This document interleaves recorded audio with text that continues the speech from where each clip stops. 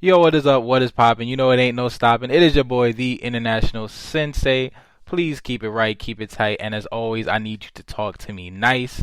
And we're about to enter the fray of the fight on this late night, talking about how to pick your competitive fighting game. Now, one of the things I notice about a lot of people that are new to the FGC, whether that's new to the competitive scene, whether that's new commentators, whatever, a lot of people, especially like back in the days, used to crap on everybody's fighting game. Like if you didn't play a Capcom fighter in like the early days, you were considered trash. You were considered too bad to win at a Capcom game, blah blah blah, all this other crap. And it continued on for a while. I mean, even like myself, like I'm guilty of this. When I first started playing like fighting games heavy, and I started playing like competitive kind of, or like I got into Street Fighter 4 and I was playing that. I was like, yo, this is the best game. People like who play with this game aren't that good. If you complain about Street Fighter, you're just not good at fighting games, blah blah blah. And then Street Fighter 5 came out. And everyone who follows the FGC knows that that really wasn't what everyone wanted. So the other fighting games started getting a ton of more love. But I want to kind of break down. I mean, the somewhat daunting task it is to pick a competitive game that you want to focus on. And I know that there are people that play multiple games. I play multiple games, cast multiple games.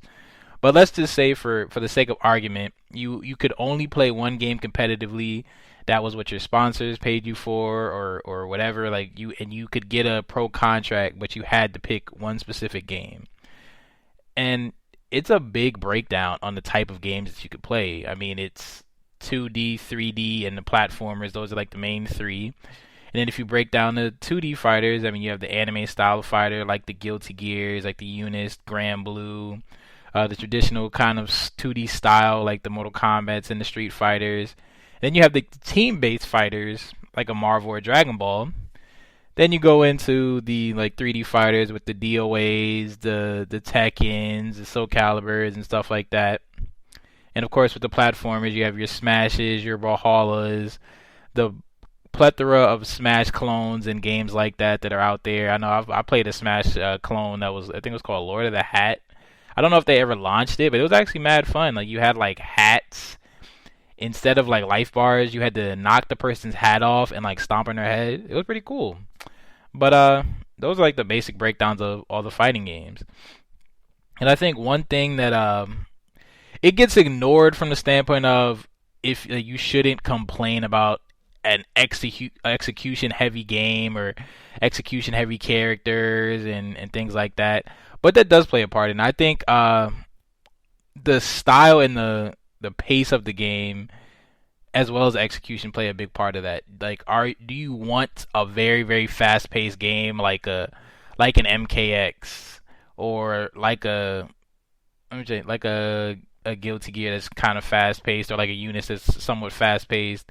Do you want a slower pace that like sometimes that a Tekken could bring a little bit slow? Actually, no. Well, Tekken's not that slow. It's like kind of medium. But Soul Calibur maybe, or like Street Fighter 4 type of game that's a little bit slower, or like Street Fighter 5 that's a little bit slower as well. What kind of game do you want? I mean, Injustice 2 is depending on the character you play, it's somewhat slow. What kind of environment do you want to surround yourself in? Because you're going to be playing this game for hours and hours, so you want to understand what you're getting yourself into. So in saying that, definitely watch some gameplay.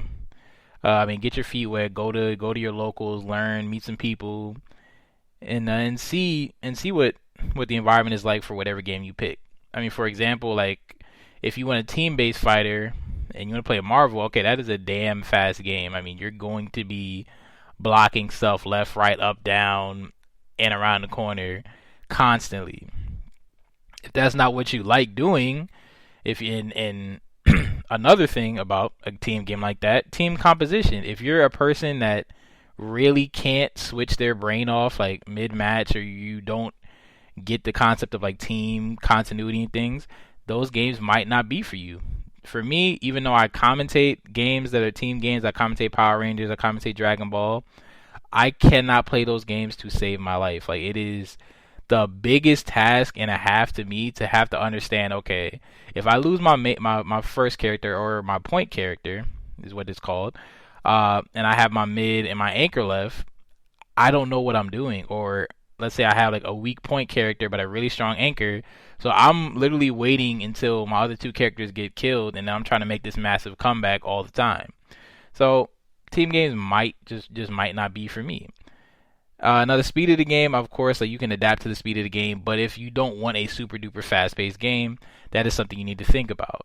Like, if you're playing like a Smash game, do you want to play a melee that's extremely fast, extremely technical, versus a Smash 4, which is a lot slower, a lot more, a little bit more, like, I guess would say neutral based, but they had a lot more, a lot less tech, excuse me. Or a game like Brawlhalla that's a lot simpler, but still gives you that platform feel and that platform vibe, with a simpler execution, simpler tech, things that you can grasp pretty quickly.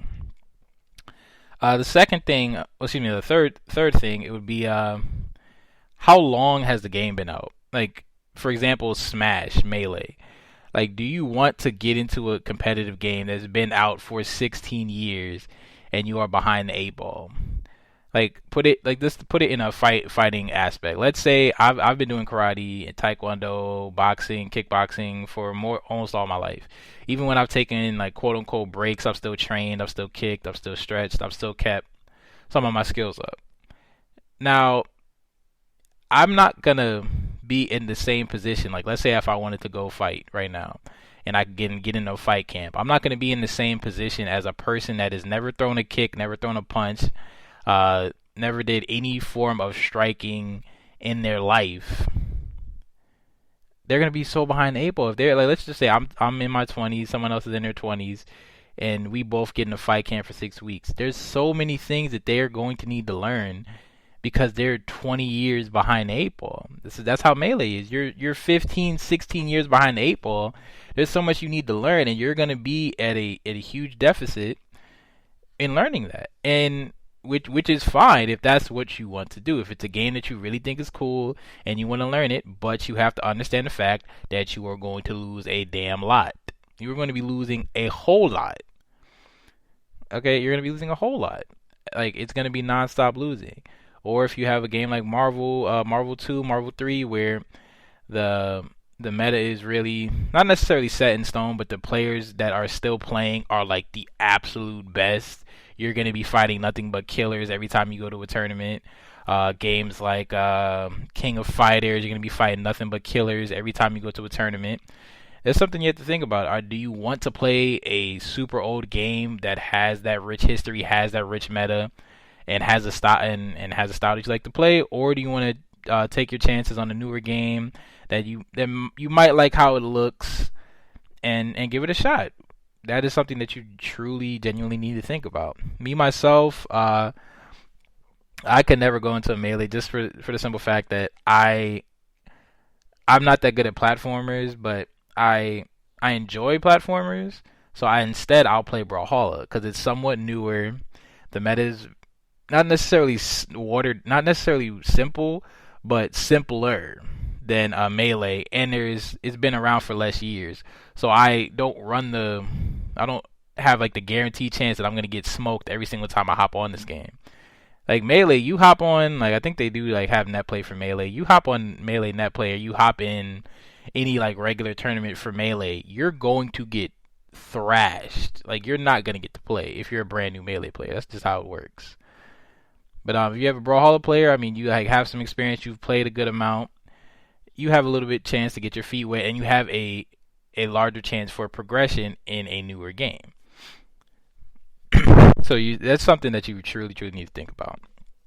And the last point, how long do the games last in the scene? So, like, how long does the competitive community stay around for those games? Again, going back to the Melee example, you have a game that's mad old, so you're going to be behind the eight ball, but you also have a game that people are still playing 16, 17, 18 years after it's been released. So you have a ton of competition, you have a ton of lore behind it. You have a ton of tech. Like a lot of stuff has been fleshed out, and you're just building upon that. You're not gonna like think, okay, I'm gonna learn. I'm gonna be playing Melee for 2 years, and then I gotta get Melee. I gotta get Smash Ultimate, which is a completely different play style than Melee. Because like in the Smash community, there's very little crossover. So when Melee's out, people playing Melee. If Smash Ultimate is out, people playing Smash Ultimate, which is fine. But that is something you need to think about. Me coming from the NRS background, NRS is NetherRealm Studios, so they make Mortal Kombat, they make Injustice and things like that. One of the frustrating things about the NRS scene is the fact that their games die so damn quickly. I mean, you get like into like a year and a half in an NRS game, and people are already clamoring for the next fighting game. Whether that's the MK heads, whether that's the Injustice heads clamoring for Injustice, whether that's the MK heads clamoring for MK when Injustice is the main game. And it could be a bit frustrating because it's like, damn, dude, it's like I'm always having to learn another game, always having to learn a bunch of new characters. And then there's some people that don't. I mean, they dip out every time that the new game comes. Like a Theo, he's more of an Injustice guy, even though he's great at MK. He sticks around more when Injustice is out than MK. Or versus a guy, I'm trying to think who, maybe like off the top of my head, I can't think of no damn body, but you get the point. there's certain cons to having a scene that the games change so much, because you have people that stick around, leave. You have a lot of scenes that try to come in, but the game kind of dies too fast for them to want to stay. And then you have a meta that never gets truly fleshed out because the games are dying so quick. Like I remember seeing like some of the best matches ever when I did. Shouts out to Tagilo. We did the Unjust League. It's an online Injustice 2 tournament, and I'm seeing all these different characters. I'm seeing all these crazy combos, all these different setups. And I never knew those things were possible because the game died so damn quick. So what would happen is people would come in there. I'm going to play Superman. I'm going to spam the hell out of forward 2-3 breath all day. I'm going to play Black Adam. I'm going to kill you in a combo and a half. I'm going to play Catwoman. I'm going to freaking jump to all over the damn place. I'm just going to stick to the top tiers because there's money on the line and I don't have time to be experimenting with characters. You had a couple guys that did. You had Silver Eye go with the Hellboy. You had Gurr with Adam. You had Infinity. She had Enchantress that was really good. Tweety with Starfire. So you had a good amount of people that had some variety, played different characters, and experimented. But it's just the games died so quickly. So literally, as soon as the game died, MK11 was announced, everybody just stopped playing. So be mindful of that. I think where games like Tekken is going to last a while. Tekken 7 is going to be out for the foreseeable future. Tekken 8 is probably not going to come to like 2025 or freaking 2030 or something.